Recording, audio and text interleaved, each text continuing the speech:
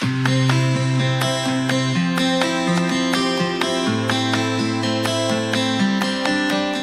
dating bariyang kinikita sa kalsada, ngayon ay matatag na agribusiness na. Paanong ang pangarap ng isang ama para sa kanyang mga anak? Nagbunga ng isang imperyo mula sa saging na saba.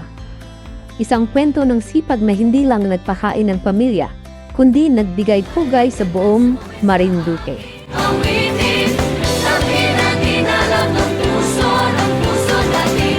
Yeah, yeah, yeah, yeah, yeah. Yeah, yeah, puso ng Pilipinas. Yeah, yeah. Pero bago ang tamis ng tagumpay, dumaan muna sa pait ng pagsubok ang pamilyang ito. Noong 1995, isang malaking hamon ang sumubok sa katatagan ni Tatay Jose. Paraiso sa gitna ng dagat. February 1995, kami ay nagwilga. Ako yung isang regular employee ng Marcaper Mining Corporation. Ngayon, nung bandang Mayo, declared talo ang wilgista. Talo, hindi na kami pumasok. Talo na eh. Di siyempre, ang mga anak ko na elementarya pa, di sabi ni Mrs. parang mahina ang income natin. Ano naman panahon yun, napakarami ng saging dito sa paligid. Kahit saan dito, puno, dami saging. Tapos ang inagawa ng aking mga anak, inadala sa school. Siyempre medyo kaunti pa. Nung medyo nadami-dami na, nag-alako na ako sa palengke sa bayan. Tapos ay ako nag-house to house sa bayan. Yung buong maghapon, nakakabenta ako ng mga halagang 200 piso. Malaki na yun. Mula sa paglalako sa bayan, ang Three Sisters ay hindi nanatili sa kalsada. Sa pagpasok ng bagong henerasyon, ang tradisyonal na luto ni Tatay, hinaluan ng teknolohiya at modernong disenyo.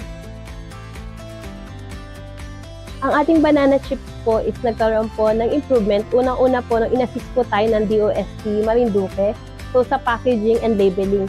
So from very bare po na plain packaging, ginawan po kami ng logo, product label. Hinanapan din po kami ng manufacturer ng mga packaging namin. So kumbaga, nagkaroon po ng mukha. Pinagmamalaki po natin na yung ating mga saging na ginamit dito is locally harvest po. So yung quality po ng saging dito sa ating probinsya, yung nagbibigay linamnam at sarap, tapos nung in-incorporate po natin yung mga flavoring, mas na-enhance pa po yung paglasang saging niya, na hindi na overpower ng flavor yung lasa ng ating banana. Nailuwas po ito sa mga trade fairs, sa mga mega mall, World Trade Center, and ganun din po sa pinapadala po sa iba't ibang probinsya para sa mga tokens, giveaways po. Dahil sa paglago ng negosyo, hindi lang ang pamilya ang nakabangon. Ang Three Sisters ay naging sandigan na rin ng mga lokal na magsasaka at manggagawa sa kanilang komunidad. Nung bandang huli na't nalakas-lakas na, yung mga kapitbahay ko sa palibot-libot, sila nang nagtatalit, natuto na silang magyadyad. Tuwan-tuwan man pati mga kapitbahay ko dahil dalalaan ng dala sa bahay ng saging. Sa cleanliness, sanitation, and safety ng ating produkto, meron po tayong license to operate. Talagang ini-inspection po tayo dito sa ating gawaan to make sure po na ang ating facility, ganun din po yung mga ingredients, raw materials na gagamitin sa ating produkto is compliant. Ganun din po sa mga kagamitan, equipment, mga packaging materials, lahat po yan ini-inspect po nila na dapat po is food grade.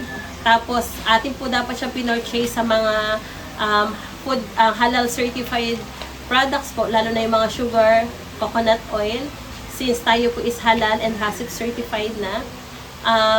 Meron din po kami mga documents, mga log sheets na kailangan pong i-comply ng ating mga employees para po magamit po natin sa traceability, recording, and para assure po natin na yung pong ating gawaan from start to finish to dispatch is dumaan po sa tama at malinis na proseso. Higit sa kita, ang Three Sisters ay simbolo ng pagmamahal sa industriya at sa kapwa Marinduqueño, isang pamanang mula sa puso patungo sa masaganang bukas.